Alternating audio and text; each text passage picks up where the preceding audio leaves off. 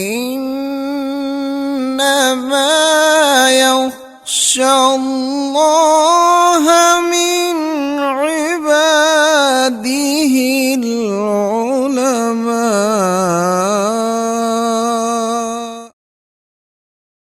بسم اللہ الرحمن الرحیم۔ السلام علیکم ورحمۃ اللہ وبرکاتہ۔ ناظرین اکرام، پیغام ٹی وی کے معروف پروگرام بزم عالم کے ساتھ آپ کا میزبان محمد ابرار ظہیر حاضر خدمت ہے۔ آج ایک بار پھر ہم ممتاز عالم دین، بزرگ شخصیت فضیلت الشیخ حضرت حافظ عبدالحمید عامر صاحب حفظہ اللہ ان کی خدمت میں حاضر ہیں۔ گزشتہ پروگرام میں ہم نے جناب حافظ صاحب سے ان کی زندگی کے بارے میں، ان کی خاندان کے بارے میں اور ان کے کچھ جو تعلیمی مدارج تھے اس حوالے سے ہم نے ان سے بات کی تھی۔ انہوں نے بڑی خوبصورت باتیں ہمیں بتائیں۔ تو آج ایک بار پھر ہم ان سے ان کی زندگی ہی کے بارے میں، ان کے جامعہ کے بارے میں، ان کی تعلیمی اور تدریسی خدمات کے حوالے سے کچھ معلومات لینا چاہتے ہیں۔ اس کے لیے ہم حاضر ہوئے ہیں۔ جناب حافظ صاحب، آپ کا ایک بار پھر شکریہ، آپ نے ہمیں وقت دیا۔ گزشتہ پروگرام میں آپ نے ہمیں بتایا تھا اپنی جو ابتدائی زندگی ہے، خاندانی زندگی ہے، اس حوالے سے۔ تو اب ہمیں یہ جو جامعہ علوم عصریہ کے نام سے آپ نے جو ادارہ قائم کر رکھا ہے، آپ کے والد صاحب نے بنایا، پھر آپ کے بھائی نے اس کی آبیاری کی اور ان کے بعد پھر آپ جو ہے نا وہ یعنی کہ اس کے نگران بنے ہیں، نگہبان اور کفیل بنے ہیں۔ تو اس جامعہ کی تاریخ ہمارے ناظرین کو بتائیں، یہ جامعہ کب قائم کیا گیا، کن مقاصد کے تحت قائم کیا گیا اور اب تک اس کی کیا پوزیشن ہے؟ الحمدللہ رب العالمین۔ ابرار صاحب، میں پہلے بھی عرض کر چکا ہوں کہ والد مرحوم کی بڑی عرصے سے خواہش تھی کہ بڑا ادارہ بنائیں۔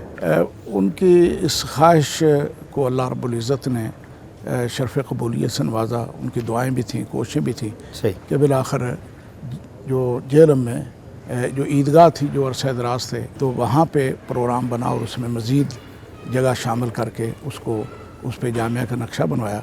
اور سنگ بنیاد کے لیے اللہ رب العزت نے یہ اتنا بڑا کرم فرمایا کہ عالم اسلام کی عظیم محبوب شخصیت فضیلت الشیخ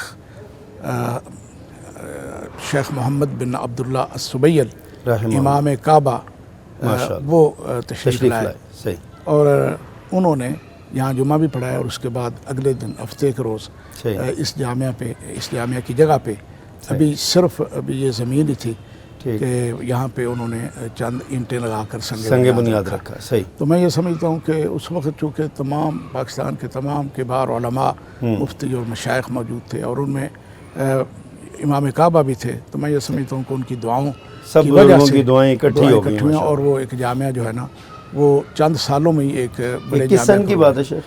سن 79 میں، ستمبر سن 1979 میں امام کعبہ تشریف لائے، اور الحمدللہ ایک سال کے بعد ہی اس میں چند کمرے تیار ہو گئے تھے، 7 کمرے۔ تو والد مرحوم نے اسی وقت ایک سال کے بعد ہی جو جامعہ لڑکوں والا تھا دارالحدیث کے نام سے مرکزی مسجد میں، ہاں جی، تو اس کو انہوں نے ادھر منتقل کر دیا۔ اور پھر اس جامعہ کا ایک بہت بڑا یہ اعزاز ہے کہ اس جامعہ کے شیخ الحدیث پہ کی منصب پہ بٹھانے کے لیے جس شخصیت کا اللہ نے انتخاب فرمایا اور والد مرحوم نے، وہ پاکستان کی عظیم علمی شخصیت تھے حضرت مولانا پیر محمد یعقوب قریشی رحمہ اللہ۔ ماشاءاللہ، وہ پہلے اس کے شیخ الحدیث تھے اور وہاں کام شروع ہو گیا، اور 2-3 سال کے اندر الحمدللہ یہ 3 منزلہ عمارت جو ہے وہاں کھڑی ہو گئی۔ ماشاءاللہ، یہ تو اس جامعہ کا ہے جو پہلا جامعہ جس کا سنگ بنیاد امام کعبہ نے۔ اس کے ساتھ ساتھ والد مرحوم کی خواہش شروع سے تھی کہ بچیوں کی تعلیم و تربیت بھی انتہائی ضروری ہے، اور جیسا کہ یہ ایک مقولہ مشہور ہے کہ ایک فرد کی تربیت وہ ایک فرد کی، ایک مرد کی، مگر ایک بچی کی تربیت ایک نسل کی خاندان اور نسل کی تربیت ہے۔ بالکل صحیح۔ تو یہ ان کے ذہن میں تھا۔ الحمدللہ اس کے لیے اللہ نے انہیں جلد ہی سن 82 میں ہی یہ جامعہ جہاں ہم اس وقت بیٹھے ہیں، جامعہ علوم عصریہ، یہ تقریباً 2-2.5 کنال جگہ اللہ نے انہیں عطا فرمائی، اور پھر اس پہ نقشہ بنوایا انہوں نے۔ نقشہ بنوا کر اتفاق سے وہ جب امارات کے دورے پہ گئے تو اس دورے میں ایک شارجہ کے قاضی تھے، قاضی القضات، شیخ علی صالح مہبیتی رحمہ اللہ، صحیح، ان کی وساطت سے حاکم شارجہ جو اس وقت بھی حاکم شارجہ ہیں، شیخ فضیلت دکتور ڈاکٹر شیخ سلطان بن محمد القاسمی صحیح، سے ملاقات کا اہتمام کرایا۔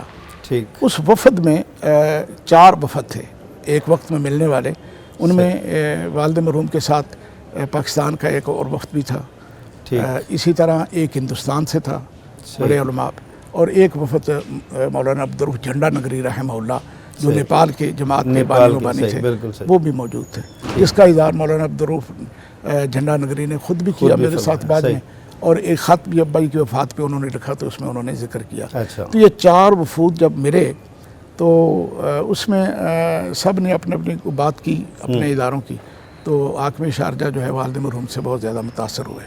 صحیح، تو ان کے پاس یہ نقشہ بھی تھا، ایک بڑا نقشہ تھا 2.5 کنال جگہ پہ بنا ہوا پراپر نقشہ، صحیح، جس کے 8-9 صفحات بڑے مشکل سے ہر چیز تفصیلات ساری موجود تھی اس میں۔ صحیح، تو ابائی نے ان کو کہا کہ یہ ایک مدرسہ میں بنانا چاہتا ہوں، صحیح، تو انہوں نے ان سے نقشہ لیا اور اپنے سامنے کھول لیا۔ جب انہوں نے اوراق پلٹ کر دیکھا، نقشے کو ایسا پسندیدہ تھا، اچھا ڈیزائن تھا کہ حاکم شارجہ کو بہت پسند آیا، ٹھیک، تو اس نے کہا کہ آپ کے پاس اس جگہ کی جگہ ہے آپ کے؟ تو والد مرحوم نے کہا کہ پہلے جگہ لی ہے اور وقف کرایا اور اب پھر اس پہ نقشہ بنا ہے۔ تو اس نے کہا کہ انشاءاللہ۔ تو میں یہ کہہ رہا ہوں کہ اس وقت جب والد مرحوم کہتے ہیں کہ میں جب اٹھا واپس جانے کے لیے، تو شیخ سلطان بہت پیار اور محبت کے ساتھ، گرم جوشی کے ساتھ میرے معانقہ کیا، صحیح، اور میں نے انہیں اسب سابق سب لوگوں کو میں دعوت دیتا ہوں کہ بھی آپ چکر لگائیں تشریف لائیں پاکستان، صحیح، تو ہمارا کام دیکھیں۔ تو میں نے جب دعوت دی تو انہوں نے کہا کہ میں آؤں گا۔ اچھا، وہ کہتے اس وقت تو یہ بات میں نے اسی طرح سن لی کہ جیسے پہلے بھی لوگ کہتے روایتاً ہم آئیں گے، ایک معاملہ کہ ہوا۔ ایک کان سے سنی اور دوسری سے نکال دی۔ صحیح، اس کے بعد میں تو بات بھول گیا، لیکن کچھ ہی عرصے بعد، یعنی سال نہیں گزرا ہوگا، چند مہینے گزرے تھے کہ اچانک جو ہے وہ پیغام ملا ابا جی کو۔ ابا جی اس وقت امارات میں ہی تھے، صحیح، علامہ مدنی رحمۃ اللہ علیہ بھی آپ کے ساتھ تھے، لیکن بیماری کی وجہ سے ابا جی نے ان کو پہلے بھیج دیا اچھا، امارات، اور خود ان کے 3-4 دن بعد وہ بھی چلے گئے۔ صحیح، وہاں اتفاق ایسا ہوا کہ آپ امارات میں مدنی صاحب نہ ٹھہر سکے اور وہ کویت چلے گئے، ان کے پاس ٹکٹ تھا کویت کا۔ تو جب والد مرحوم وہاں پہنچے تو دیکھا کہ بیٹا تو ہے نہیں ہے، اور یقیناً جو عمر تھی اور بیماری کا عالم تھا، تو اس میں ایک پریشانی لگی آدمی کو یہ ہوتا ہے کہ کوئی بیٹا ساتھ ہو جو سہارا بن سکے۔ صحیح، تو وہ جب نہیں پایا تو انہوں نے اپنے جو میزبان تھے شیخ عبداللہ بن محمد سالم السلومی، صحیح، حافظ اللہ بھی موجود ہیں، ماشاءاللہ، راس الخیمات امارات کے بہت بڑے تاجر تھے، تو وہ ان کے ہمیشہ مہمان ہوتے تھے۔ تو ان کو کہا کہ بھئی مجھے بھی کویت بھیج دو، میں وہاں مدنی صاحب کے ساتھ جاتا ہوں۔ اچھا، یہ گھر سے نکلے ہیں، جب ایئرپورٹ کے قریب پہنچے ہوں تو گھنٹی بجی، اچھا، تو ان دنوں یہ فون آ چکا تھا جو وہاں عربوں میں کہتے ہیں رقم السیارہ، موبائل وغیرہ نہیں تھا، پیجر تھا، موبائل آئے تھے بالکل پیجر اور موبائل کی بہت کم، اور یا یہ ٹیلی فون تھا ان کے پاس جو منسلک ہوتا تھا موبائل کے ساتھ، وہ گاڑی میں لگا ہوا تھا، وہ بڑا سا ہوتا تھا۔ جب گھنٹی بجی تو انہوں نے گاڑی روکی اور فون سنا تو وہ علی صالح مہبیتی بولے۔ اچھا، انہوں نے کہا کہ مجھے پتہ چلا ہے کہ جو پاکستان سے مہمان ہیں حافظ عبدالغفور صاحب، وہ آپ کے ساتھ ہیں؟ انہوں نے کہا بالکل میرے ساتھ ہیں۔ کہتے ہیں میں انہیں 15 دن ہو گئے تلاش کر رہا ہوں۔ اللہ، حاکم شارجہ نے ان کو تلاش کرنے کے لیے مجھے کہا ہے، اور مجھے 15 دن ہو گئے میں پاکستان فون کر رہا ہوں، کوئی فون نہیں مل رہا ان کا۔ اللہ، تو اب مجھے یاد آیا کہ آپ لے کر آئے تھے میرے پاس انہیں، تو میرے ذہن میں کیوں نہ ان سے رابطہ کروں۔ صحیح، تو پھر آپ سے رابطہ کیا تو گھر کیا، تو گھر والوں نے بتایا کہ وہ تو جیلم کے مہمان ہیں، ان کو ایئرپورٹ پر چھوڑنے جا رہے ہیں۔ اللہ، تو یہ تو بڑی اچھی بات ہے۔ تو براہ کرم آپ ان سے گزارش کریں کہ یہ واپس نہ جائیں اور ان کو واپس لے کر میرے پاس آ جائیں۔ اللہ، اللہ، کیا بات، تو وہاں سے وہ گاڑی انہوں نے موڑی اور شیخ علی صالح کے پاس پہنچ گئے۔ تو علی صالح جو ہے انہوں نے بڑے اچھے آدمی تھے، بڑے اچھے، تو وہ اصل میں سعودی تھے اور وہاں پہ قاضی تھے وہ۔ تو انہوں نے فون کیا دیوان شیخ دکتور سلطان کو، تو انہوں نے بڑے خوش ہوئے، کہتے آئے ہوئے وہ ادھر ہیں؟ کہتے ہیں میرے پاس ہیں۔ کہتے فوراً لے آئے۔ اسی وقت وہ دیوان میں گئے، شیخ نے بہت ہی گرم جوش چیز سے استقبال کیا اور اپنے کلاوے میں لے لیا، اور کتنی دیر میں بڑے خوش ہو کر خوش ہوئے، اور اس کے بعد لے کر انہوں نے اپنے پاس بٹھا لیا۔ تو انہوں نے کہا کہ یہ بڑی عجیب بات ہے کہ میں آپ کو تلاش کر رہا تھا، چلو ٹیلی فون پہ ہی. بہرحال بات یہ ہے کہ آپ نے مجھے پاکستان آنے کی دعوت دی تھی. بھائی نے کہا بالکل میں نے دی تھی. میں نے قبول کی تھی. انہوں نے کہا بالکل قبول کی تھی. تو انہوں نے کہا کہ میں نے ان لوگوں کی طرح میں نہیں ہوں کہ میں قبول کروں اور نہ ہوں. تو میں نے آپ کے جانے کے فوراً بعد اپنے دورے کا انتظام کیا، پاکستان کی حکومت سے رابطہ کیا سفارت خانے کے ذریعے، اور میرا اب دورہ طے ہو چکا ہے. ماشاءاللہ، کیا بات. ابا جی بڑے خوش ہوئے. انہوں نے کہا تو انہوں نے کہا کہ بھی مجھے آپ اپنے لیٹر پیڈ پر لکھ کر دیں کہ پاکستان میں مسائل ایسے ہوتے ہیں کہ یقین نہیں آتا لوگوں کو. انہوں نے فوراً لیٹر پیڈ جو اپنا تھا، انہوں کو سادہ لیٹر پیڈ تھا، ان دنوں یہ کمپیوٹر نہیں تھا، ہاتھ سے جو ٹائپنگ ہوتی اسی کے نیچے مور لگائی، سائن کیا اور ابا جی کو دے دیا. تو اس میں انہوں نے کہا کہ میرا یہ 10-12 دن کا دورہ ہے، جس میں میں نے ان کو کہا کہ پہلے 2 دن میرے جیلم کے ہیں. یہ پہلے میں نے کہا کہ میں جمعرات کو آؤں گا تو جمعہ بھی ادھر ہی ہوگا، تو اس کے بعد میں اپنے سرکاری دورے پہ جاؤں گا. میں نے ان کو پہلے کہا. بھائی بڑے خوش ہوئے اور ان کو شکریہ ادا کرتے. جب آئے واپس تو وہاں سے ہی مدنی صاحب کو بھی پیغام دیا، خود بھی عمرہ کر کے پھر واپس آ گئے، کیونکہ 2 مہینے بعد انہوں نے آنا تھا. پھر ابا جی نے کوششیں شروع کر دیں، اور اس سلسلے میں ان کے انہوں نے معاونت حاصل کی مولانا بشیر انصاری رحمہ اللہ سے اور قاضی اسلم سیف رحمہ اللہ سے کہ میرے پاس ساتھ ہیں، اور یہ پاکستان بھر میں لوگوں کو اطلاع دینا، اخبارات کو یہ وہ سارا. پھر اسی طرح پھر حضرت علامہ احسان علی ظہیر کے ساتھ مشورہ ہوا. تو پنڈی میں علامہ صاحب نے ایک بڑی پریس کانفرنس کی جس میں انہوں نے اس دورے کی تفصیلات بتائیں حاکم شارجہ کی. تو اس طرح یہ بڑا مطلب اس سلسلے میں بڑی تیاریاں، بڑے اشتہارات. 2 روزہ صوبائی حدیث کو کہ ابا جی صوبائی امیر تھے، جمعیت حدیث پنجاب کے امیر تھے، تو انہوں نے 2 روزہ صوبائی حدیث کانفرنس ان دنوں کی مناسبت سے رکھ دی، اور بینر، اشتہار، سٹکر، اب کوئی کچھ نہیں کیا. اچھا اب ہوا یہ کہ اس تیاری کے باوجود جب چند دن باقی رہ گئے، 3-4 دن، تو انتظامیہ نے رابطہ کیا اور کہا کہ حاکم شارجہ آ رہے ہیں. انہوں نے کہا بھائی کا بالکل یہ اشتہارات لگے ہوئے ہیں. انہوں نے کہا ٹھیک ہے وہ آ رہے ہیں اور ہم صفائی شروع کروا رہے ہیں شہر میں، جہاں جہاں سے آپ روٹ ہمیں بتا دیں ہم صفائی شروع ہو گئی. 1 دن بعد انہوں نے کہا کہ نہیں وہ نہیں آ رہے. اچھا. ابا جی پریشان ہو گئے. پھر اگلے دن پیغام آیا کہ نہیں آئیں گے، پھر تیاری شروع ہو گئی. اچھا. لیکن آخری دن یہ پیغام ملا کہ وہ نہیں آئیں گے. ابا جی کو بڑی ظاہر تکلیف ہوئی، افسوس ہوا کہ اتنے بڑے انتظامات کرنے کے بعد یہ کون سا مسئلہ ہے. لیکن ابا جی کو یقین تھا کہ اگر اس دورے میں رکاوٹ کچھ یہاں کی بیوروکریسی ہے جو یہ نہیں چاہتی، جو دین اور دنیا میں تفریق کرتی ہے اور دینی تعلیم کو وہ پسند نہیں کرتے، تو وہ یہ نہیں پسند کرتے کہ جیسے شہر میں ایک عالم دین کے پاس چلے جائیں. تو انہوں نے رکاوٹ ڈالی. ان کا خیال تھا کہ یہ ان کی طرف سے لیکن حاکم کو علم نہیں ہوگا، ان کو علم نہیں ہوگا. پھر اگلے دن جب ان کا آنا تھا، جو ٹائم مقرر تھا وہ تو ہمیں پتہ تھا. مدنی صاحب کے ساتھ لے کر ابا جی اپنی گاڑی میں وہاں چلے گئے ایئرپورٹ پہ. اب آگے تو جا نہیں سکتے تھے، وی آئی پی روم وہ نہیں ہو سکتا تھا، وہ آپ باہر ہی کھڑے رہے. اندر سب ہو کر جب وہ قافلہ نکلا سارا، جس میں بڑے بڑے وزراء بھی اور کیا کہتے ہیں بیوروکریٹس بھی تھی، جس میں مدد کے ساتھ حاکم شارجہ کو لے کے آئیں گے. یہاں پہ وقت ہے بریک کا. ناظرین کرام، حاکم شارجہ جہلم میں آئے، کیسے آئے حافظ صاحب داستان سنا رہے ہیں، لیکن یہاں وقت ہے بریک کا. بریک کے بعد آتے ہیں تو انشاءاللہ اس گفتگو کو مکمل کریں گے. ہمارے ساتھ رہیے گا.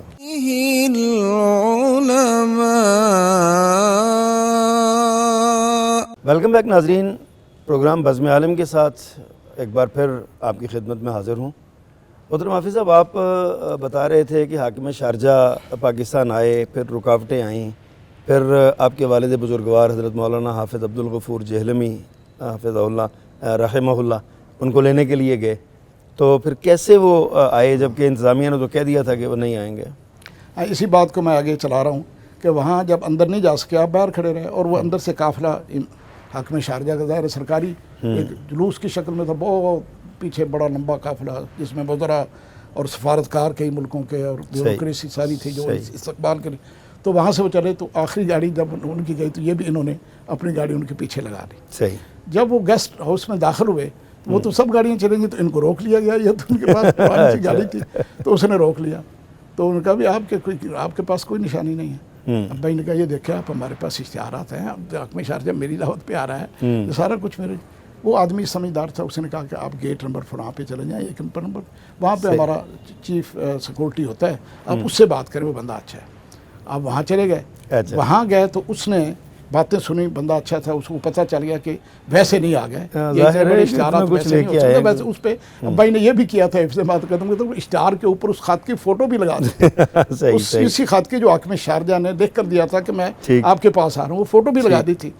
اچھا, وہ جب اس نے دیکھا تو اس نے فوراً ایک نمبر لکھا ایک کاغذ پہ, کہتا آپ جائیں کسی بھی جگہ سے فون کریں, یہ حاکم اٹھائے گا. اب یہ فون حاکم یا اس کا کوئی اپنا کارندہ اٹھا سکتا ہے, اس کو کوئی پاکستانی افسر یا وزیر نہیں اٹھا سکتا. آپ کریں, اگر وہ آپ کا تعلق ہے تو آپ کو بلا لے گا. ابا جی نے وہاں جا کر ان دونوں ٹیلی فون انتظام نہیں تھے, بہرحال کہیں جا کر تو ان کو کہا اور فون مل گیا. آگے حاکم نہیں اٹھایا. میرے بھائی علامہ مدنی رحمۃ اللہ علیہ گفتگو کر رہے تھے, سلام دعائی, تو وہ بڑے حیران ہو, کہتے آپ کیوں نہیں آئے؟ میں رات کو استقبالی جلوس میں بھی دیکھنا چاہتا تھا, آپ نظر نہیں آئے. آپ تو میں آپ کے پاس آیا. آپ کے پاس آیا. تو انہوں نے کہا کہ بہرحال ہم آئے ہوئے تھے, لیکن ہمارے پاس چونکہ وی آئی پی کارڈ نہیں تھا, اس لیے ہم نہیں آ سکے.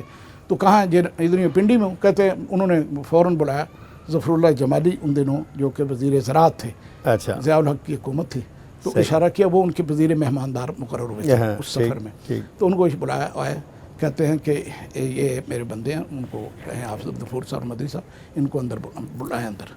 اس نے فوراً رابطہ ہو گیا, سارا معاملہ ہو گیا. یہ جب گئے تو اب تو انہوں نے دور سے ہی کہا کہ جائیں. اندر گئے تو جب وہ حال میں جو بہت بڑا ایک دیوان تھا, حال تھا بڑا, اس میں مہمانوں سے کھچا بھرا تھا, سب بڑے بڑے لوگ وہاں استقبالیہ, اب چائے وغیرہ ہو رہی تھی. تو جب وہاں داخل ہوئے نا وہ پورے, تو حاکم شارجہ نے جب بھائی کو دیکھا اور مدنی صاحب کو, تو وہ کھڑے ہو گئے. اللہ اکبر.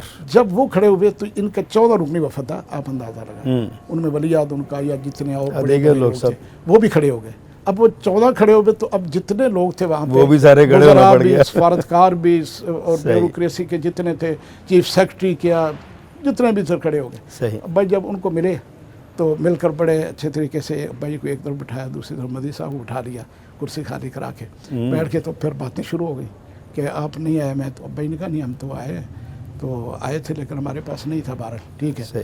اچھا, پھر بھائی نے نا بالآخر اہلاً و سہلاً کہنے کے بعد وہ سوال بات کی, صرف اتنا کہا کہ آپ جیلم نہیں آ رہے, آپ کے علم میں ہے؟ تو جب انہوں نے کہا کہ ہاں میرے علم میں ہے, تو ابا جی کچھ پریشان ہو گئے. کہ جو ان کے ذہن میں تھا کہ ان کو نہیں علم, اور بغیر علم کے انہوں نے دورہ منسوخ کیا ہے, تو وہ کہتے جب پریشان ہوئے تو اس نے, ظاہر تھا حاکم تھا, اس نے آپ کے چہرے کی پریشانی پڑھ لی اور کہنے لگا پریشان کیوں ہوتے ہیں, کوئی وجہ نہیں. بہن کا کوئی بات نہیں, آپ بتائیں مجھے وجہ کیا ہے. بہن کا بات یہ ہے کہ اور تو کوئی بات نہیں, جس طرح میں نے آپ کے دورے کی, جیسا کہ آپ نے کہا, مشہوری کی, سارا چیز کیا. اب لوگ یہ کہیں گے کہ حافظ عبدالغفور نے شہرت حاصل کرنے کے لیے سارا کچھ کیا ہے, تو اس میں میری ذرا تھوڑی سی بےزتی کا. اچھا, کہتے یہ بات ہے کہ میری وجہ سے بےزتی, یہ ہو ہی نہیں سکتا. اس نے پھر ظفر اللہ کو اشارہ کیا. اس نے کہا کہ میرے جیلم کے دورے کا کیا پتا, کیونکہ بات ہوئی. وہ کہتے تھے کہ مجھے انہوں نے کئی دنوں سے تنگ کیا ہوا تھا, ٹیلکس ہوتے تھے اور کوئی چیز نہیں تھی, ٹیلکس پہ ٹیلکس آ رہی تھی. جیلم گندا شہر ہے, جیلم بڑا فرقہ پرست ہے, وہاں آپ کی جان کو خطرہ ہے, آپ وہاں نہ جائیں, جو آپ ان سے کرنا چاہتے ہیں وہ یہ ہو جائے گا, وہ ہو جائے گا. آپ تو میں نے پھر جب بار بار ٹیلکس کیا تو پھر میں نے کہا کہ شاید کوئی وجہ ہوگی, تو میں نے ہاں ملا دی. لیکن یہ مجھے نہیں پتا, بہن کوئی ایسی بات نہیں ہے, میں نے تو اتنی شہرت کی, اگر کوئی مسئلہ ہوتا تو حکومت مجھے روک دیتی, تو ایسی تو بات ہی نہیں ہے. اچھا, اس نے کہا کہ میرے جیلم کے دورے کا کیا بنا, 2 ٹوک لفظوں میں کہا. تو وہ سیاسی تھا نا, وزیر بھی تھا, اس نے سیاسی جو کہتا رات عشائیہ میں جب ضیاء الحق بھی ہوں گے, ضیاء الحق نے عشائیہ دیا تھا پہلی رات کا, تو وہاں بات ہو جائے گی. تو اس نے بالکل سپاٹ لہجے میں کہا, کہتا میں رات عشائیہ میں نہیں آ رہا. بالکل, اور پریشان ہو گیا وہ فوراً. جب یہ کہا نا کہ میں نہیں آ رہا, تو وہ پریشان ہو گیا. وہ فوراً بھاگتا ہوا نا گیا ٹیلی فون پہ ضیاء الحق کو براہ راست کہا کہ وہ تو شیخ ناراض ہو گیا. کیوں؟ جیلم کا دورہ. اس نے کہا تمہیں کس نے کہا کہ نہیں, وہ تو جیلم کا دورہ کرنے کے لیے یہاں ہیں. کیوں؟ ان کو کہ جب چاہیں آپ جا سکتے ہیں, واپس آ کے جب آپ جائیں گے. پھر خوش ہو گیا. اور اس نے باقاعدہ جب اٹھے تو اس نے ابا جی کے چہرے پہ پیشانی پہ بوسہ دیا. آپ پریشان ہو, میں آؤں گا, میرا وعدہ ہے, میں نے آنا ہے. تو کہنے کا مطلب حاکم نے خود بعد میں یہ بتایا, اور مجھے بھی کئی دفعہ بعد میں میری ملاقاتیں ہوتی رہتی ہیں. انہوں نے یہ واقعہ نہیں بھولتا اس کو, یہ واقعہ اس نے اپنی کتاب میں بھی لکھا ہے. اچھا, انہوں نے اپنی جو عربی سوانح یاد لکھی ہے اس میں یہ واقعہ لکھا ہوا ہے دورہ جیلم, اور یہ سارا اشارہ کیا ہوا ہے. تو اس میں اس نے لکھا حاکم نے کہ مجھے یہ کہہ رہے تھے جیلم گندا ہے, اسلام آباد بڑا اچھا ہے, یہ یاد ہے. کہتا ہے میں نے کہا جیلم طیب, اسلام آباد بس خان. اچھا وہ کہتے تھے کہ جیلم مشتیب. میں نے کہا جیلم طیب اسلام آباد بس خان, تو میں جیلم ضرور جاؤں گا. تو یہ اچھا صاحب جب وہ اگلے دن پھر آئے سنگ بنیاد بھی رکھا انہوں نے, وقت ہمارے پاس کم ہے, باتیں تو ظاہر ہے بہت ساری ہیں. میں چاہتا ہوں اب ہمیں بتائیں جامعہ کو کتنی دیر ہو گئی ہے اور اس کی کیا کیا اس نے کامیابیاں حاصل کی ہیں, یہاں پڑھانے والے کون سی شخصیات ہیں, اور یہاں سے پڑھ کے جانے والے جو, یہ کافی سوالات ہیں لیکن میں چاہتا ہوں کہ ہمارے ناظرین کو کچھ آپ ضرور اس بارے میں بتائیں. سن 1985 میں کام شروع ہو گیا تھا. انہوں نے جب شیخ آئے یہاں پہ وزٹ وغیرہ کیا, بڑے خوش ہوئے. صحیح. اور دعوت دے گئے کہ آپ نے سفیر بھی ساتھ تھا ان کا, اپنی عمارت بھی ان کو سفارتی بھیجنا ہے اور وی آئی پی مہمان کی شکل میں, دونوں جگہ. تو انہوں نے کہا کہ آپ یہ جامعہ کیسے بنائیں گے آپ بتائیں. اب بھائی نے کہا کہ یہ آپ بادشاہ لوگ ہیں, اتنا بڑا جامعہ میں نہیں بنا سکتا, مجھ سے تو پہلا جامعہ نہیں بن رہا. میں نے تو ایک ایک پیسہ اور ایک ایک اینٹ جمع کرنی ہوتی ہے, تو کبھی کوئی چیز نہیں ہوتی, تو کبھی تو میں نے, آپ جانے آپ کا کام جانے, آپ نے وعدہ کیا پورا کریں. تو اس نے پھر اپنے جو ہے نا چیف بلدیہ جو تھا, جو ان کے ایسے کام, ان کو بلا کر کہا کہ یہ نقشہ ہے, اب تم نے بنوانا ہے سفارت خانے کے ذریعے. تو یہ سارا کام انہوں نے, پھر یہاں ٹینڈر ہوا اچھا اخباروں میں, اور پھر سفارت خانے نے, ان میں ایک کمپنی تھی ٹیکنیکل ایسوسیٹ پاکستان کی بڑی کمپنیوں میں شمار ہوتی ہے, ان کو وہ ٹھیکہ دیا. اور اسی طرح پروگریسو. کتنی دیر میں اس کی بلڈنگ مکمل ہوئی ہے؟ 85 میں کام شروع ہوا, اور اس کے بعد آہستہ آہستہ کرتے وہ جو ہے 1990 میں انہوں نے اس کی چابیاں مکمل تیار کر کے, ہر قسم کے کوئی کام باقی فنشنگ وغیرہ کر کے اس کی چابیاں جو ہے نا وہ ہمارے سپرد کی. اب یہ جامعہ جو تھا نا, یہ تھا اصل میں للبنات کے نام پہ. اچھا علوم عصری تو بن چکا تھا, لیکن ابا جی جب یہ عمارت بن رہی تھی تو ابا جی کو پتا تھا کہ یہ اب لڑکوں والا ہوگا. تو پھر جب بن گیا تو پھر مدنی صاحب رحمۃ اللہ علیہ نے, یہ اب مدنی صاحب کا دور آ گیا, تو مدنی صاحب رحمۃ اللہ علیہ نے ان کو حاکم کو کہا, شارجہ سے آگے کہا کہ یہ اب جامعہ بڑا ہے اور یہ لڑکوں کے لیے کافی ہے, اس کی بناوٹ بھی ایسی ہے. وہ جامعہ جو پہلے ہم نے بنایا وہ بالکل چھوٹا بھی ہے اور بند ہے, اور وہ لڑکیوں کے لیے انہوں نے کہا آپ کی مرضی ہے جیسے آپ چلائیں گے, میں نے آپ کو بنا دے دیا. تو اب یہ لڑکوں کے لیے یہ ہو گیا ہے ہمارے, پھر لڑکے وہاں سے لڑکے ادھر آ گیا, اور اس کو لڑکیوں کے لیے جو ہے نا بیرونی ہاسٹل والی جو ہے نا ان کو مختص کر دیا گیا. صحیح. اچھا شیخ, یہ جو جامعہ للبنین ہے, یعنی جس میں ہم بیٹھے ہوئے ہیں طلباء کا, کیا خیال ہے کہ 1990 کے بعد سے اب تک کتنے طلباء یہاں سے فارغ ہوئے ہوں گے؟ میرا خیال ہے اس میں جو مختلف مراحل سے جنہوں نے سندات حاصل کی ہیں, جس میں ثانوی عامہ, خاصہ اور عالیہ اور عالیہ ہیں, یہ ساری, یہ میرے خیال 3000 سے زائد کی ہے. اچھا 3000 سے زائد ہے. اچھا کچھ معروف نام بتا سکتے ہیں یہاں سے جو بالکل یعنی کہ سند بخاری لے کے فارغ ہوئے اور بعد میں انہوں نے معاشرے میں کوئی بڑا کردار ادا کیا, کوئی اہم؟ بڑا اچھا سوال کیا ہے کہ جو پروڈکٹ ہے یہاں کی جو تیار ظاہر ہے وہ بتانا ہے نا ہم نے. الحمدللہ اس سلسلے میں اللہ کا بڑا ہی شکر گزار ہوں کہ یہ جو انہوں نے ہم نے طلباء کو تیار کیا, رجال کار جو ہیں, تو ان میں بڑے بڑے نام ہیں ماشاءاللہ. مختصر سی بات یہ ہے کہ اس وقت ضلع جہلم یا ضلع جہلم کے ساتھ گرد و نواح, منڈی بہودین, ضلع منڈی بہودین, ضلع گجرات, یا ادھر ہم میرپور آزاد شبیر میں آ جائیں, یا ادھر پنڈی کی طرف یا ہزارے کی طرف چلے جائیں, تو ان میں اکثریت ایسے طلباء کی ہے جو الحمدللہ جو جہلم کے فیض یافتگان ہیں. اچھا ماشاءاللہ. الحمدللہ. اسی طرح میں کسی بھی ملک میں جاتا ہوں, جیسے کہ میرے دوروں میں پورا سعودی عرب ہے, کویت ہے, امارات ہے, قطر ہے, بحرین ہے, وہاں بھی جاتا ہوں تو الحمدللہ مجھے اپنے جامعہ کے ملتے ہیں. آپ سے بات جاری رہے گی انشاءاللہ العزیز. ابھی مزید کچھ سوالات ہیں, یہاں وقت بریک کا. ناظرین کرام, گفتگو سماعت کر رہے ہیں آپ. تاریخ ہے ایک, اس کے ورق جو ہے ہمارے سامنے کھلتے چلے جا رہے ہیں.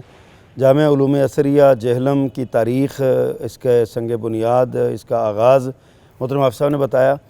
جامعہ میں کیا کیا پڑھایا جاتا ہے, کیا کیا شعبہ جات ہیں جامعہ کے, اس حوالے سے کچھ باتیں مزید کریں گے انشاءاللہ العزیز. چند لمحات کے بعد دوبارہ حاضر ہوتے ہیں, تب تک ہمارے ساتھ رہیے گا.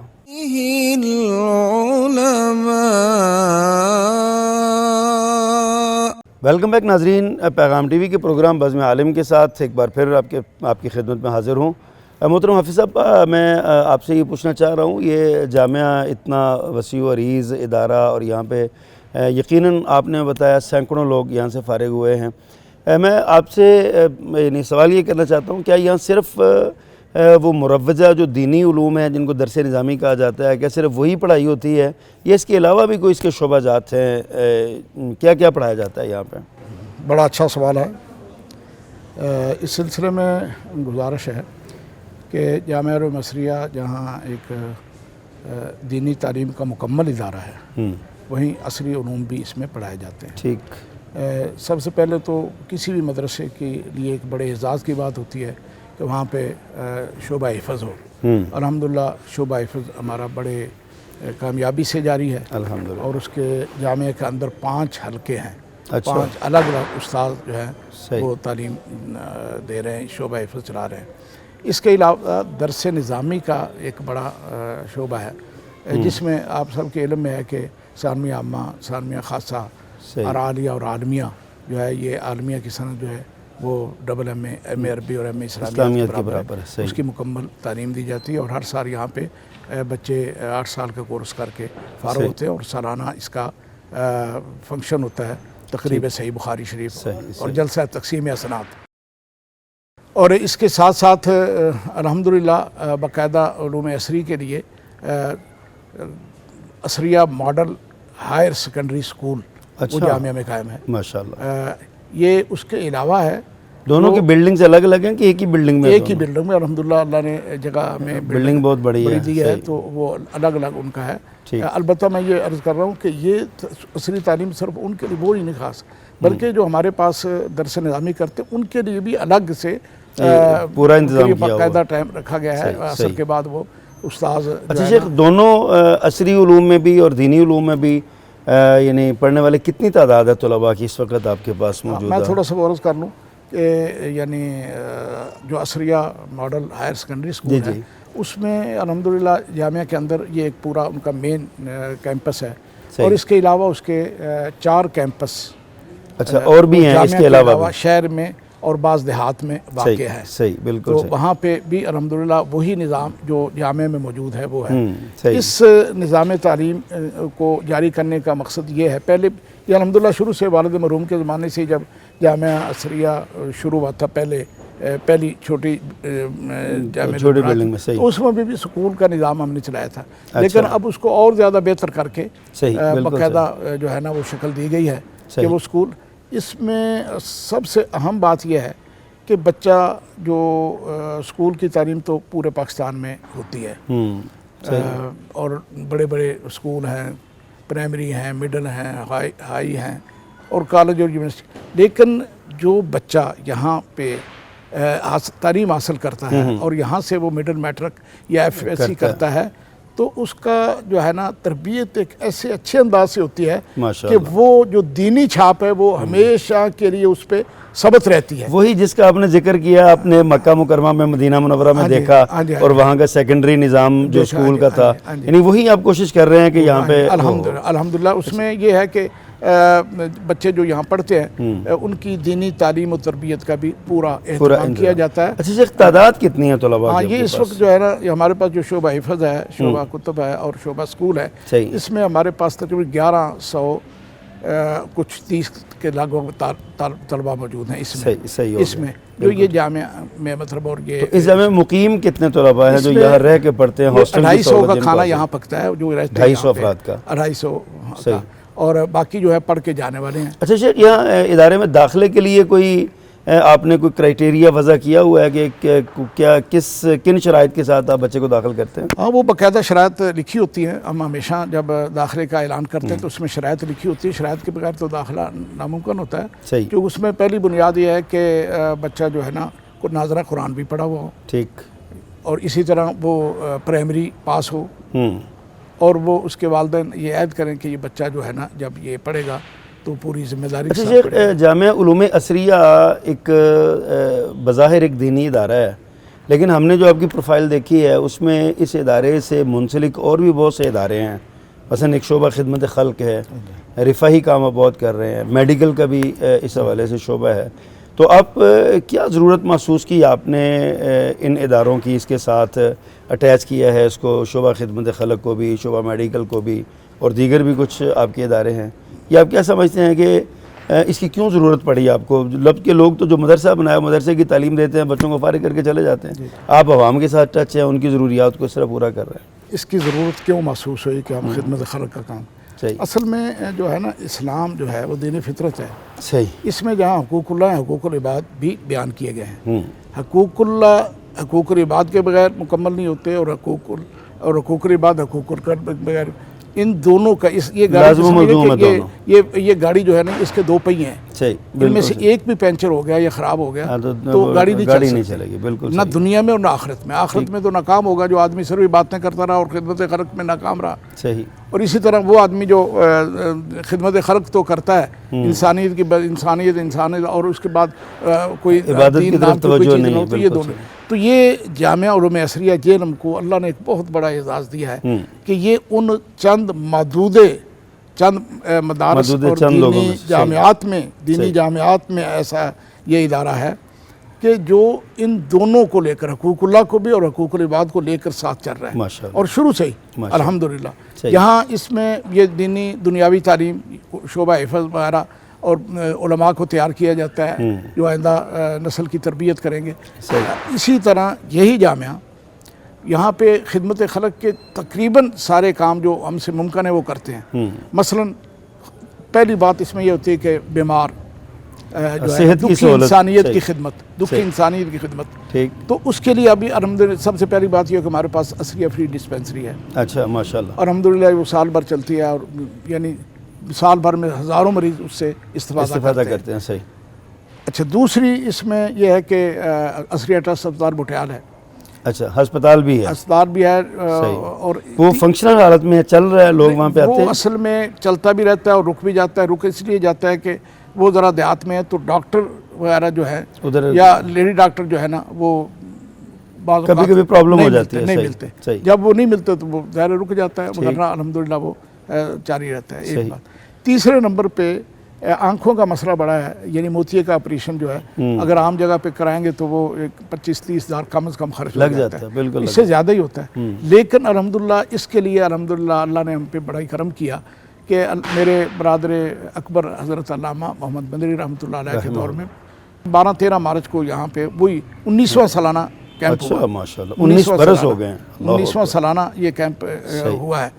تو اس کیمپ کی جو خصوصیت یہ ہے کہ اس میں جو مریض آ جاتا ہے جامعہ کے گیٹ پہ پہنچ جائے اور آپریشن کے فارغ ہونے تک، گھر جانے تک اس کا ایک ٹیڈی پیسہ بھی خرچ نہیں۔ کمال ہو گیا، یعنی اس کے چیک اپ، پھر اس کے جتنے ٹیسٹ ہوتے ہیں شوگر کے، بی پی کے، اور پھر اس کو کنٹرول کرنے کے لیے صرف اس کو گھر سے آنے کا اور گھر جانے کا خرچہ اس کا ہوتا ہے۔ باقی یہاں پہ اسے وارڈ میں رہتا ہے جہاں ہم چارپیاں بچھا دیتے ہیں، کھانا بھی ملتا ہے، کھانا بھی فری ان کو ملتا ہے، بلکہ جو اٹینڈر ساتھ ہوتا ہے اس کو بھی ملتا ہے، اور اس کے ساتھ علاج جو ہے باقاعدہ آپریشن کرنے کے بعد ہم اس کو پھر پہلا چیک اپ کے بعد اس کو فارغ کرتے ہیں، پھر اس کا پوری وہ رعایت کرتے ہیں مریض کی، اس کا خیال رکھتے ہیں۔ تو اس وجہ سے اس جامعہ کا یہ کیمپ تو اکثر آج کل پاکستان بھر میں ہر جگہ پہ ملک بھر میں لگتے رہتے ہیں، یہاں بھی ہوتے ہیں، لیکن الحمدللہ یہاں اس لیے لوگ کرتے ہیں کہ یہاں الحمدللہ ایک تو آپریشن آج تک کبھی ناکام نہیں ہوا الحمدللہ، جس کی وجہ سے لوگ دوسری آنکھ کا بھی آپریشن کریں تو یہی کرائیں گے۔ ہمارا پچھلے سال کورونا کی وجہ سے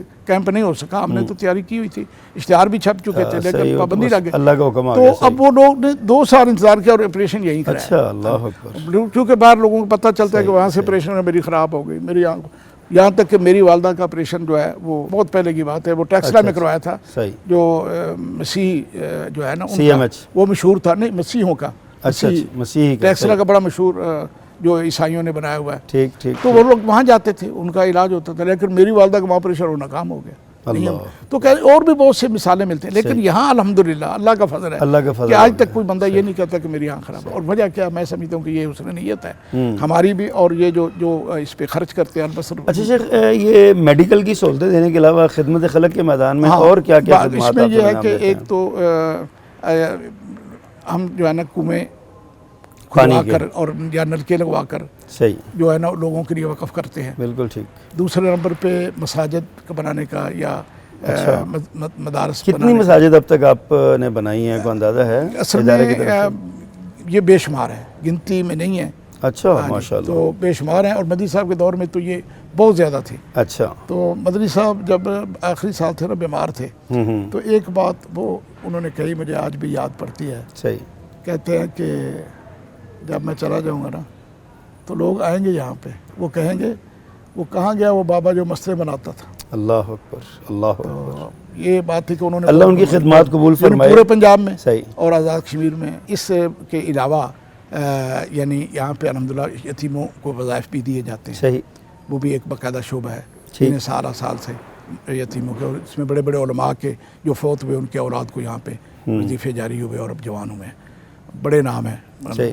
اس کے علاوہ یہ ہے کہ افطار سیم کے نام پہ مساجد میں رمضان میں افطار پارٹیاں کروائی جاتی ہیں. اچھا ماشاء اس کے علاوہ عید الفطر سے پہلے رمضان میں ہی یہ سمجھ لیں کہ ہم رمضان میں رمضان پیکج کے نام پہ غذائی پیکج، اچھا وہ تقسیم ہوتا ہے 5-6 ہزار کا. اس میں صحیح. غذائی چیز ہوتی ہے، وہ تقسیم ہوتا ہے الحمدللہ ان کی بھی. اسی طرح عید الاضحیٰ کے موقع پہ جو ہے نا وہ نظام ہے گوشت تقسیم کرنے کا. اچھا. تو یہ الحمدللہ ایک بڑا. اسی طرح یعنی جو مختلف مواقع پہ جو سیلاب آ گیا، کبھی جو ہے زلزلہ آ گیا، تو زلزلہ یعنی عوام کی سہولیات کی تمام آپ جو آپ کے بس میں ہے وہ آپ کرتے ہیں ہر شعبے میں. اللہ کے فضل سے ظاہر ہے، اللہ کا فضل تو پہلے ہی ہے نا. مسئلہ یہ ہے کہ الحمدللہ زلزلہ زدگان کے بہت بڑا اللہ نے ہم سے کام لیا. جی جی ماشاء اللہ. اور اس میں ہم نے یہ پورے 3 صوبوں میں یہ جو بڑے تھے وہاں بھی کام کیا. جب سیلاب آئے تو یہ جو بڑے بڑے تھے جس میں بڑے شہروں میں جنوبی پنجاب اور ادھر آزاد کشمیر اور یہ KPK میں بہت زیادہ الحمدللہ ہم نے 4 صوبوں میں جہاں جہاں تھا وہاں جا کر الحمدللہ ہم نے جماعت کے ساتھ مل کر وہ خدمت کی. اچھا اس پر مزید بات کریں گے آپ سے. ناظرین اکرام یہاں وقت ہے بریک کا، بریک کے بعد آئیں گے تو انشاءاللہ کچھ اور سوالات جامعہ علوم عصریہ اس کی خدمات کے حوالے سے، حضرت شیخ کی خدمات کے حوالے سے کریں گے. ہمارے ساتھ رہیے گا، چند لمحات کے بعد دوبارہ حاضر ہوتے ہیں.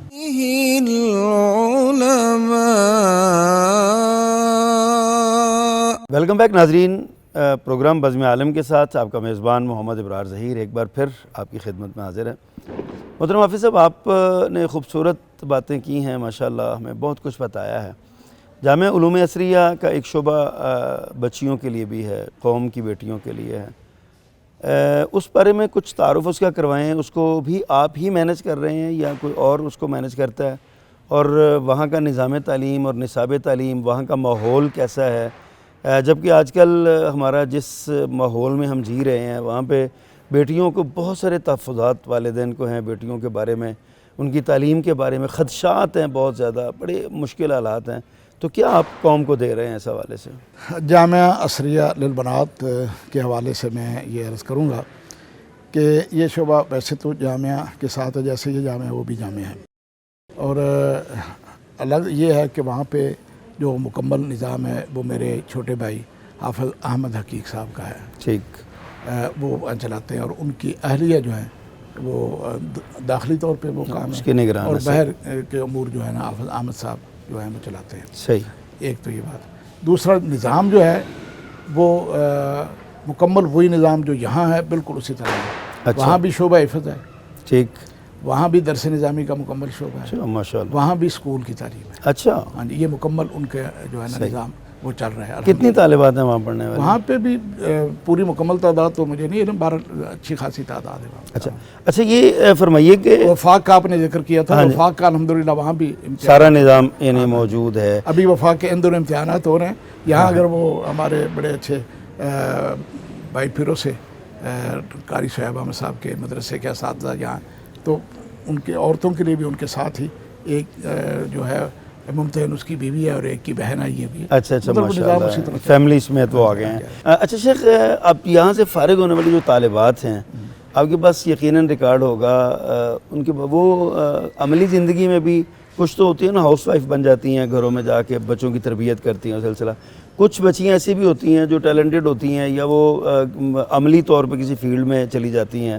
تو کیا آپ کے پاس کوئی ایسا ریکارڈ ہے کہ یہاں کی پڑھنے والی بچیاں جو ہیں وہ وہاں یعنی کہ عملی زندگی میں کسی اور جو ملی فیلڈ ہوتی ہے یعنی کہ قومی سطح کے کوئی کام ہوتے ہیں ان میں بچیاں گئی ہوں؟ الحمدللہ یہ مکمل ریکارڈ تو جامعہ عصریہ للبنات میں موجود ہے. ان کو ایک ایک بچی کا جو فارغ ہوئی ہے ان کے پاس ریکارڈ، اور یہ بھی ان کو اکثر کا پتہ ہے ان کو کہ کون کہاں خدمات سر انجام دے رہی ہیں. ان میں الحمدللہ بہت ساری طالبات ایسی ہیں جو یہاں سے پڑھ کر جو اگرچہ گھر بھی چلا رہی ہیں لیکن ساتھ ساتھ کوئی مدرسہ دین کی خدمت دین کر کی رہی خدمت بھی ہیں. کر صحیح رہی ہیں. صحیح. اور یہ چیز میں نے صرف یہاں نہیں یو کے میں بھی دیکھی ہے. اچھا. یہاں کی پڑھی ہوئی بعض بچیاں وہاں پہ دینی تعلیم بھی وہ پڑھا رہی ہیں. ماشاء اللہ. اچھا شیخ، جامعہ علوم عصریہ کے شعبہ جات کے حوالے سے بات ہو رہی ہے. کسی بھی ادارے کے لیے اس کی مطبوعات کا ایک شعبہ بہت بڑا اہم ہوتا ہے. کیا آپ کے ادارے میں ایسی سہولت ہے؟ آپ نے کچھ کتابیں شائع کی ہیں یا کیا اس کا معاملہ ہے؟ الحمدللہ مطبوعات کا شعبہ بھی ہمارا سرگرم عمل ہے الحمدللہ. اور اس میں مجھ سے پہلے تک جب تک مدی صاحب سے 18 بڑی کتابیں چھپیں. اچھا ماشاء اللہ. جن میں جو مشہور ہے مختصر سیرت الرسول جو ہے تو بڑی شہرہ افاق کتاب ہے وہ. اور عربی دونوں میں چھپ کر تقسیم ہوئی. ماشاء اللہ. اور غایت الامانی فی الرد علی النبہانی ایک کتاب ہے جو اردو عربی انگلش تینوں زبانوں میں چھپی اور اچھا وہ آپ کے ادارے کی طرف سے شائع جامعہ کی طرف سے. صحیح. یہ ابا جی اور مدنی صاحب کے دور کی باتیں کہ وہ باقاعدہ چھپ کر تقسیم ہوئی.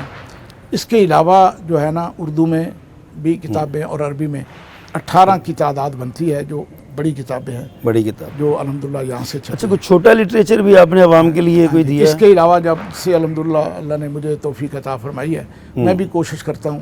اور وہ یہ ہے کہ یعنی فتاوی ابن تیمیہ جو بڑا مشہور فتاوی ہے اس کی 2 جلدیں جو یہاں کے قوانین کے لیے جو ضیاء الحق نے ایک دفعہ کہا تھا کہ اسلامی قوانین بنانے ہیں تو وہ ان کی جو احکام و مسائل پر مشتمل 2 جلدیں تھیں 18-19 اس کو باقاعدہ والد مرحوم نے ترجمہ بھی کرایا کتابت بھی بعد میں الحمدللہ ہم نے چھپوائی. میں نے میرے اس دور میں نے چھپوائی.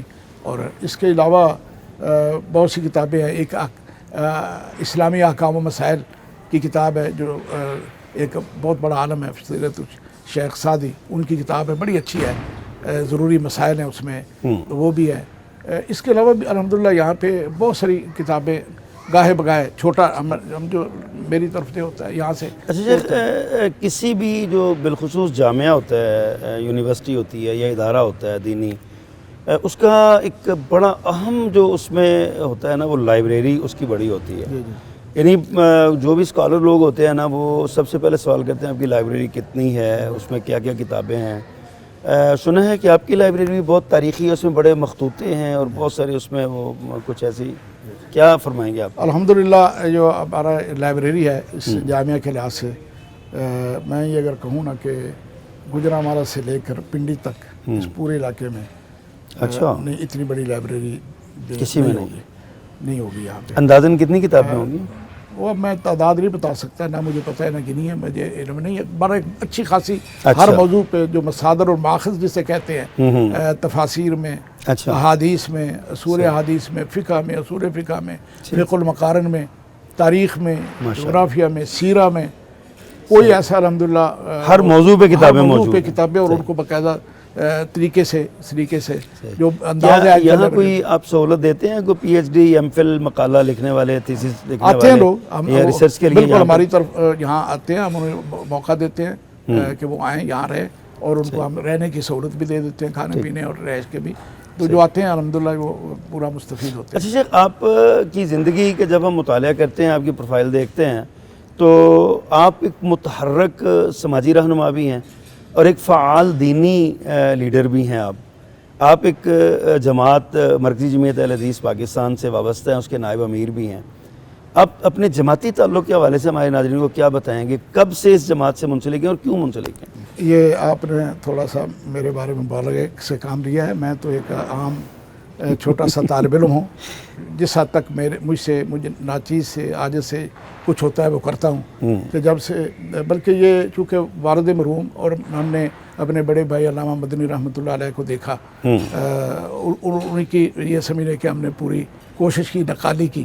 اس طرح کی نقل تو نہیں لگا سکے لیکن کچھ نہ کچھ بنانے کی. یعنی ابا جی کو ہم نے دیکھا کہ چوک حدیث میں تھے تو وہاں پہ جب ختم نبوت کی تاریخ سن 74 میں چلی تو اس میں وہ مین کردار تھے وہ یعنی مرکز تھا چوک حدیث مسجد اور وہیں پہ اجلاس ختم نبوت کے اور وہیں سے ہر کچھ ہوتا تھا بڑے چھوٹے جلسے. تو وہ انہوں نے اور الحمدللہ جو کامیابی کے بعد غیر مسلم اقلیت قرار دینے کے بعد جو اظہارت شکر کے طور پہ جلسہ ہوا اور اس میں مولانا مفتی محمود रहमतुल्लाह अलैह ने बाकायदा हमारी उसी मस्जिद में ही खिताब किया। अच्छा इसके बाद मैंने अपने को देखा कि वो सन 77 की तहरीक में निज़ाम मुस्तफ़ा में अलहम्दुलिल्लाह वो भी जेल चौक एल्दिस मरकज़ जो है वही रहा, अब्बा जी उसके क़यादत की और कई बार जेल भी गए। सही। तो ये हमने उनको देखा। मसलन मदनी साहब भी 74 की तारीख में जब गुजरात में थे तो वो वहाँ के नायब सदर और सदर भी बने वहाँ पे और जेल भी गए वहाँ पे। अच्छा। और उनकी रिहाई करी हमने तारीख भी, मैं उन दोनों गुजरात में पढ़ता था।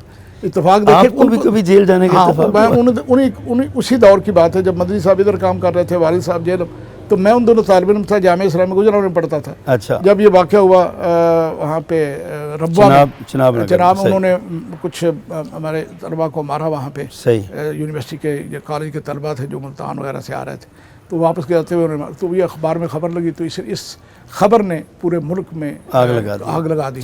और उसमें अल्हम्दुलिल्लाह मैं उस वक्त तालिब इल्म था। अच्छा। मैं ये ख़बर लेकर अपने उस्ताद मोहतरम अल्लाह उनको गरीक रहमत करे, बड़े मुतालिक उस्ताद थे, मौलाना कारी मोहम्मद याह्या बोजानी जो जामिया इस्लामिया में हमारे शेखुल अदब थे। शेखुल अदब। तो मैं उनके पास गया, वो बड़े मुतालिक थे। उन्होंने कहा बिल्कुल ठीक है, हम तारीख चलाते। उन्होंने मुझे फिर गाइडलाइन दी कि आप फलां मदरसे में जाएँ, फलां के पास जाएँ, देवबंदी बरेलवी जमात इस्लामी वगैरह इन सब के पास जाएँ। उनको दावत दी, उन्होंने उस दावत का मतलब चाय पानी का उन्होंने एहतमाम किया। फिर वहाँ पे मतलब बाकायदा अंजमन बनी, क्या कहते हैं, तो उसमें जो सदर थे वो अब्दुल कुद्दूस कारन मौलाना जाहिदुर राशिदी के छोटे भाई जो उस वक्त अपने मदरसे में नाज़िम थे। अच्छा। और अब वो पूरे जामिया के मेरे ख्याल बड़े हैं। तो वो सदर थे उस स्टूडेंट्स ख़त्म नबूवत एक्शन कमेटी के। अच्छा। और मुझे उन्होंने सेक्रेटरी जनरल बना दिया। और एक इमादुद्दीन थे उस वक्त जमात इस्लामी के तालिब इल्म रहनुमा जो उनकी इस्लामी जमी तलबा के, तो उन्हें हमने नायब सदर बनाया। एक बरेलवी थे। इस तरह करके हमने एक बड़ी मुतहर्रिक काम किया वहाँ पे अल्हम्दुलिल्लाह, एक लंबी दास्तान। तो ये उनसे मैंने हासिल किया है। सही। और अब्बा जी चूँकि यहाँ सुलह कुल बंदे थे, सबको साथ लेकर चलते थे, देवबंदियों को, बरेलवियों को, सबको वही अल्हम्दुलिल्लाह जो हमने उनसे देखा, उधर से आपको वो मिला। वो अल्हम्दुलिल्लाह उसी तरह मैं भी अल्हम्दुलिल्लाह इस वक्त जेलम में अपने तमाम लोगों को, देवबंदियों को, बरेलवियों को लेकर चलता हूँ। और अल्हम्दुलिल्लाह मेरी दावत पे न सिर्फ वो आते हैं अपने ख्यालात का इज़हार करते हैं, जिनमें तमाम मजहबी जमातें, जिनमें जमात इस्लामी वगैरह सारे लोग आ जाते हैं। सही। तमाम सियासी तंजीमें, जिनमें पीपल्स पार्टी, नून लीग और तहरीक इंसाफ तक जो आजकल है, उनको मैं दावत देता हूँ, आते हैं। इसी तरह तमाम ताजरान की तंजीमें, मरकज़ी अंजुमन ताजरान भी, वो भी आते हैं। वकला को, सियाफियों को, जो मीडिया के, सबको मैं दावत देता हूँ। सही। आप अपने वालिद गिरामी से, फिर अपने बड़े भाई से लेकर जमात के साथ वाबस्ता हैं, मरकज़ी जमीयत अहले हदीस। बतौर नायब अमीर आप हमारे नाज़रीन को बताएं कि मरकज़ी जमीयत अहले हदीस की तरजीहात क्या हैं मौजूदा हालात में। इसका पस मंज़र यह है कि मेरे वालिद मोहतरम हज़रत हाफ़िज़ अब्दुल गफ़ूर साहब अल्लाह उन्हें गरीक रहमत करे, आमीन, वो भी जमात के साथ हमेशा मुंसलिक रहे। सही। अल्लामा एहसान ज़हीर रहमतुल्लाह अलैह के साथियों में शुमार होते थे। उनके अव्वलीन करीबी ये समझ लें, उनको अपना दस्तो बाजू समझते थे। अब्बा जी भी उन नौजवान के जो ख़यालात थे जमात के बारे में, वो उनके पूरे मुआवन थे। और मुझे याद है कि एक दफ़ा 9 उलमा थे, 3 देवबंदियों के, 3 बरेलवियों के और 3 अहले हदीस उलमा। अच्छा। अल्लामा साहब ने इन 9 उलमा को 5 मुल्कों का दौरा करवाया। अच्छा। उन 3 अहले हदीस उलमा में अब्बा जी का नाम था। अच्छा, माशाअल्लाह माशाअल्लाह। तो बाकी दूसरे भी थे। कहने का मकसद ये है कि वो इमारात, कुवैत और इराक़ और सऊदी अरब और शायद उर्दन था, 5 मुल्कों का दौरा सरकारी किस्म का हुआ। और अल्लामा साहब ने वहाँ जो मैं मदीने में पढ़ता था, तो वो जब मदीने पहुँचा मैं एयरपोर्ट पे, तो मुझे कहते हैं बड़े खुले दिल के बंदे, तो ब्रीफ केस उठाया हुआ था भाई, कहते हैं अब पकड़े ना अपने अब्बा जी का ब्रीफ केस, और अब मेरे पूरे सऊदी अरब में जहाँ जहाँ जाना तो मैंने खिदमत कर दी। और फिर मुझे उन्होंने दौरे में शामिल करा दिया। फिर जहाँ भी गए रियाज वगैरह, तो फिर वो मुझे होटल में भी हर जगह। अच्छा शेख, यहाँ वक्त ब्रेक का, ब्रेक के बाद आते हैं तो इंशाल्लाह इस गुफ्तगू को मुकम्मल करेंगे, हमारे साथ रहिएगा।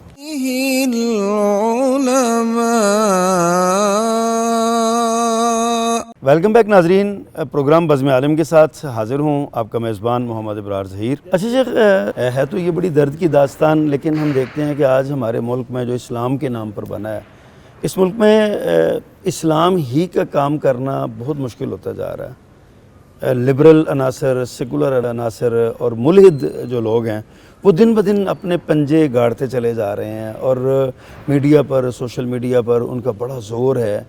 تو آپ کیا سمجھتے ہیں ایسا کیوں ہو رہا ہے، اور ہمیں کیا کرنا چاہیے اس کے سد باب اور تدارک کے لیے؟ اس وقت حالات جو ہے نا بہت ہی دگرگوں ہیں، بہت ہی زبوں حالی کا شکار ہے. صحیح. اس حوالے سے کہ ملک جسے یعنی اسلام کے نام پہ، کلمہ طیبہ کے نام پہ حاصل کیا، جس کے لیے لاکھوں قربانیاں دی گئیں، جس میں ہماری ماؤں اور بہنوں کی عزتیں جو ہیں قربان ہوئیں، ہمارے بچے چھوٹے چھوٹے ماں کی پیٹ سے ابھی پیدا نہیں ہوئے تو ان کو بھی شہید کر دیا گیا. تو یہ ایک اتنا بڑا ملک جو اسلام کے نام پہ حاصل کیا گیا آج بالکل دوسری ڈگر پر جا رہا ہے.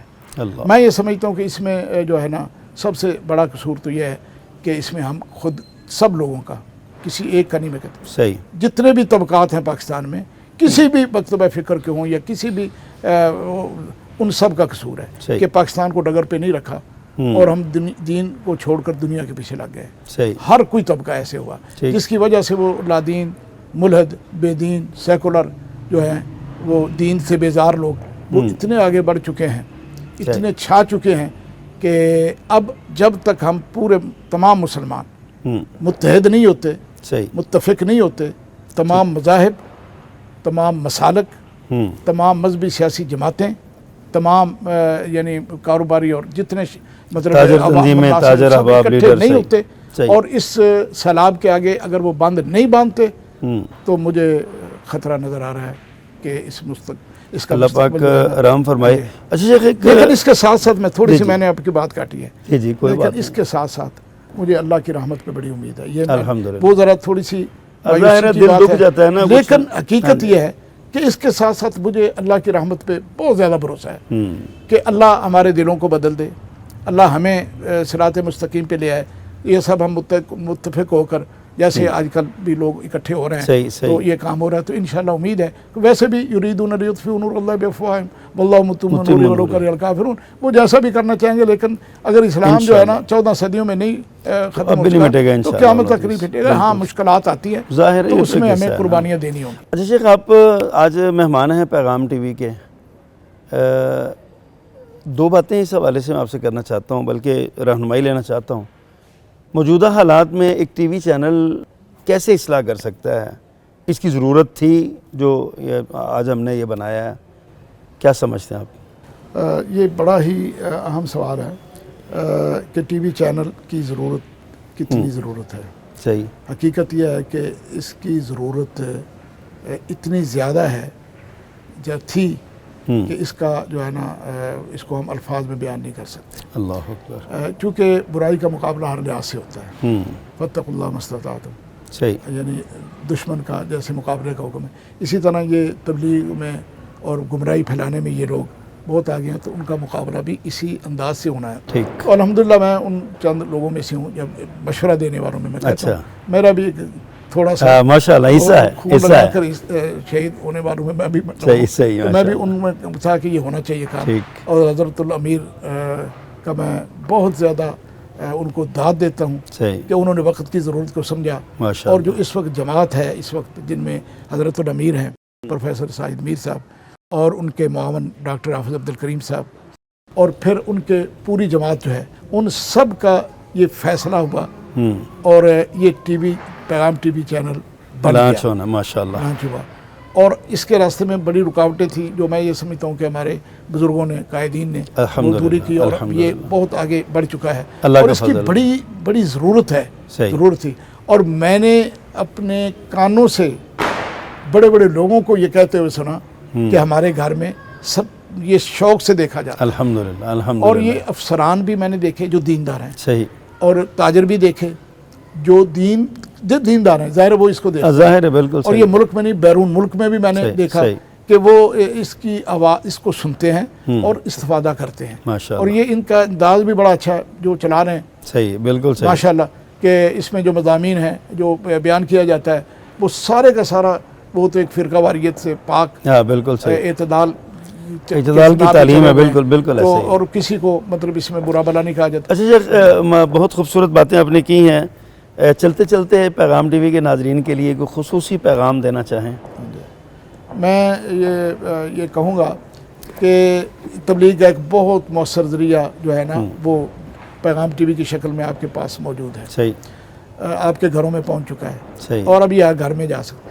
اس کے لیے جتنا زیادہ ممکن ہو سکے تعاون کیا جائے صحیح. ہر لحاظ سے. شیخ بہت شکریہ آپ کا، آپ نے بہت سارا وقت دیا، ہمیں بڑی باتیں ہمیں سنائیں، تاریخ کے بہت سے پرت آپ نے کھولے ہمارے لیے، ہمارے بزرگوں ہمارے اسلاف کی جو ہے نا وہ آپ نے ہمیں سیرت اور ان کی زندگی کی جہود طیبہ وہ یاد دہانی ہمیں کروا دی ہیں. ناظرین کرام، گفتگو آپ نے سماعت فرمائی فضیلت الشیخ حضرت حافظ عبدالحمید عامر صاحب حفظہ اللہ. میں نے آغاز میں بھی عرض کیا تھا کہ ایک بہت بڑی علمی شخصیت ہیں اور بہت بڑے علمی خاندان سے تعلق ہے، بہت بڑی سماجی خدمات رکھنے والی شخصیت ہیں. اگلے پروگرام تک کے لیے اپنے میزبان محمد ابرار ظہیر کو اجازت دیجیے. اللہ حافظ. أَمَّنْ هُوَ قَانِتٌ آنَاءَ اللَّيْلِ سَاجِدًا وَقَائِمًا يَحْذَرُ الْآخِرَةَ وَيَرْجُو رَحْمَةَ رَبِّهِ قُلْ هَلْ يَسْتَوِي الَّذِينَ يَعْلَمُونَ وَالَّذِينَ لَا يَعْلَمُونَ إنما يتذكر أولو الألباب.